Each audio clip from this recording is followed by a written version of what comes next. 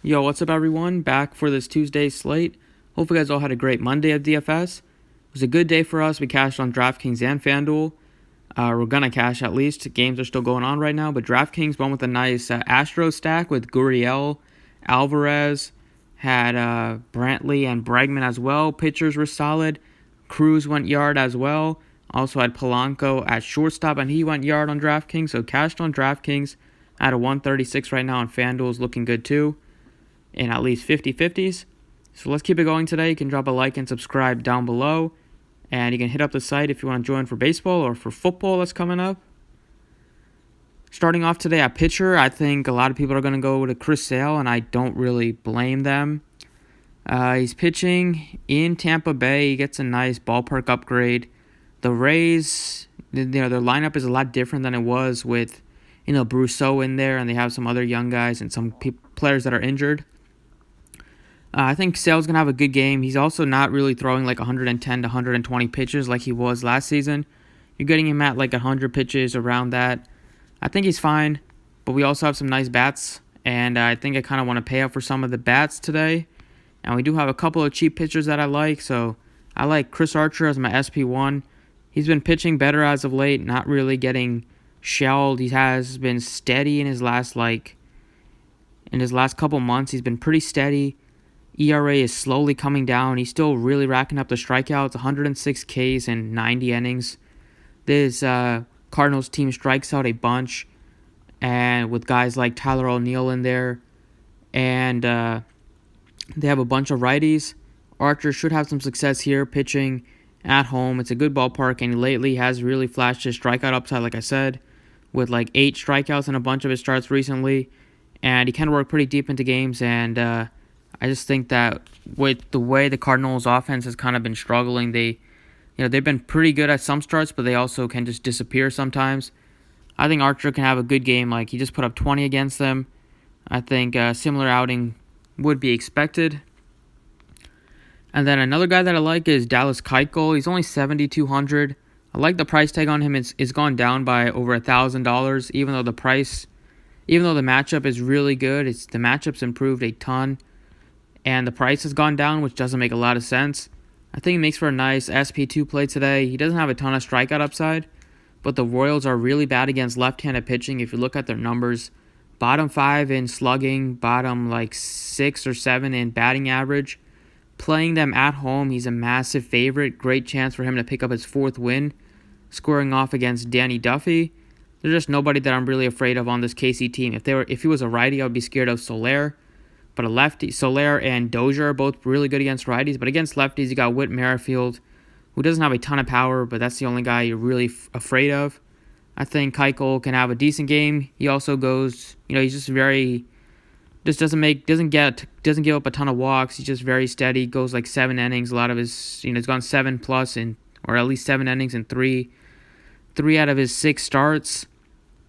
And his last couple, he's really found his footing after. The first couple, he wasn't great. At home, I'm expecting him to pitch well. I got 2 pitchers here that allows you to pay up for some expensive bats, and both have 20-point upside.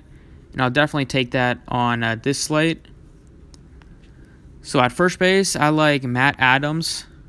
Like him a lot at this 4,100 price tag with Ryan Zimmerman on the IL now. Adams is going to get a lot more playing time at first base. The matchup is excellent. We'll look at Adams' numbers first. The matchup is as good as it gets against Peter Lampert. Playing them at home, the Nationals have a 5+ total. I love Adams at first base at a cheap price tag. This season, he's really flashed his power. 12 home runs against right-handed pitching. He has a 271 ISO and a 497 slugging percentage. He does strike out a lot against them, but Lampert's not a heavy strikeout pitcher at all. And he just hits the ball so hard. 42% hard hit rate against righties with a crazy 49% fly ball rate. Those numbers look great. And Peter Lampert just really struggles, especially against lefties. This season, in his limited sample, he's given up a 662 slugging and a 309 average to lefties. He's given up a 38% fly ball rate and a 48%. Look at that soft contact. 3.6% soft contact percentage to lefties. Load up on Adams. Load up on some of the lefties on the Nats. They make for really good plays today. Next up, at third base or shortstop, I like Manny Machado. Love Manny Machado whenever he's facing a lefty. His numbers are insane against lefties, and he's really took off. Vargas, he gives up a lot of home runs. Even though he's been pitching decent, I expect him to give up at least a couple home runs here against this righty-heavy and powerful Padres lineup. Machado has been probably the best hitter in baseball this season against left-handed pitching. It's just insane how good he's been. He has 10 home runs and just 70 at-bats against lefties, batting .386. He has a .486 ISO to go with a .871 slugging percentage. The WRC plus is over 230, and he's used to hitting in a kind of a pitchers-friendly park, playing half his games in Petco. Against lefties, he has a 53% hard hit rate and a 34% fly ball rate. Love him given that Vargas does still give up some power. And facing all these righties, I don't think Vargas is going to have a very good game. And we know the Mets bullpen has not been their strong suit this season. They have one of the worst bullpens in baseball, at least over the past month. This season, Vargas has given up 13 home runs, 10 have come against righties. His xFIP is 5.26. Just has under a 20% K rate to righties, 40% hard hit rate, and a 43% fly ball rate given up. Seems like a good spot for Manny Machado. In the outfields, I like Ronald Acuna. Acuna has been red hot. He's super streaky, and he's currently on a really hot streak. Just a ton of upside for him. 3 straight games of over 20 DraftKings points, a ton of stolen base upside as well. 21 steals so far on the season, and lately he's really been aggressive with the stolen bases.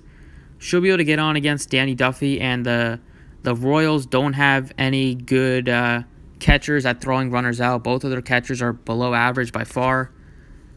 And Acuna is really good against left-handed pitching, and for his career, Duffy has really struggled against right-handed bats, especially right-handed power bats.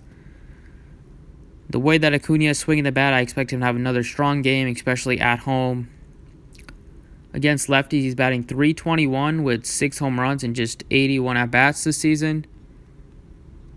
He has a .593 slugging and a .272 ISO.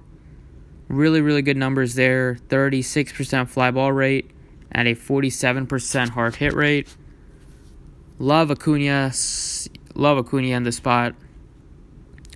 And last but not least, I like Juan Soto. Is really cheap at 4,600. He was mid 5,000 just a couple days ago, and to get him at 4,600 facing Lampert just showed you how bad Lampert is against lefties.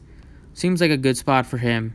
He has 6 stolen bases. I thought he would probably have more than that in his, coming into this year, but he's still hitting the ball for a lot of power, and he shouldn't really strike out that much in this matchup. Maybe against the bullpen, but not at least against Lampert. He just hits the ball hard. 12 home runs against righties this season. At home, he's batting .333, which is great to see. He has a .219 ISO against righties and a .507 slugging percentage. Just an 8.9% soft contact rate, so he's hitting the ball really hard.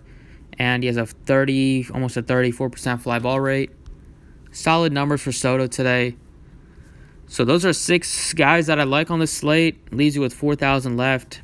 Obviously, you can pay up for pitcher if you want. If you're gonna pay up for if you're gonna pay up for sale, you're gonna need some savings.